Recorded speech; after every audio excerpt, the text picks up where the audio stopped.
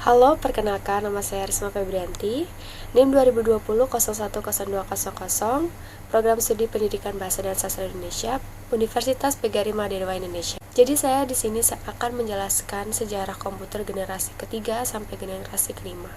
Sebelumnya mari bersama-sama kita ketahui mengenai sejarah komputer, yaitu berasal atau berawal dari abad ke-19 ketika Charles mencoba untuk mendesain komputer mekanik yang bernama mesin analitikal.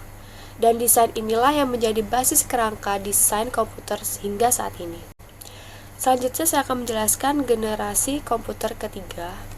Generasi komputer ketiga ini muncul sejak era tahun 1964 sampai 1970-an.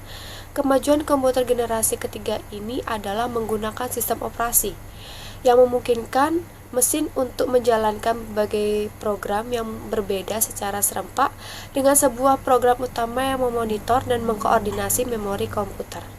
Ciri-ciri komputer generasi ketiga ini yaitu yang pertama, listrik hemat, software meningkat dan sudah menggunakan visual display dan dapat mengeluarkan suara. Yang kedua, menggunakan IC. Selanjutnya adalah komputer generasi keempat, muncul di awal tahun 80-an bertujuan mengecilkan ukuran sirkuit atau IC dan komponen-komponen elektrik lainnya pada komputer generasi keempat. Ciri-ciri sudah menggunakan LSI, sudah menggunakan mikroprosesor yang berbentuk seperti chip pada memorinya.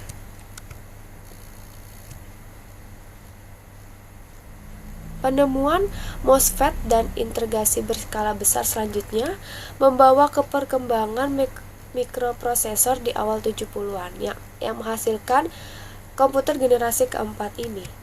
Selanjutnya adalah komputer generasi kelima. Generasi kelima ini juga sering disebut generasi platinum karena penggunaannya sebagai salah satu mikroprosesor yang dianggap sangat atau paling canggih hingga saat ini. Komputer pada generasi ini juga mempunyai jutaan warna dengan resolusi yang sangat tajam. Selain itu, pada masa ini mulai berkembang komputer bergerak seperti laptop. Komputer generasi kelima merupakan komputer-komputer yang menggunakan ULSI sebagai mikroprosesornya. Komputer generasi ini dilahirkan pada tahun 1980-an, kemudian berlangsung hingga saat ini. Di samping itu, komputer ini juga memanfaatkan parallel processing dan artificial intelligence secara penuh.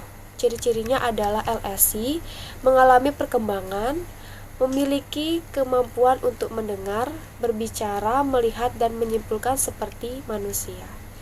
Sekian beberapa penyampaian mengenai sejarah generasi komputer ketiga sampai kelima yang dapat saya sampaikan. Mohon maaf apabila ada kesalahan atau kekurangan dalam penyampaiannya. Sekian, saya ucapkan terima kasih.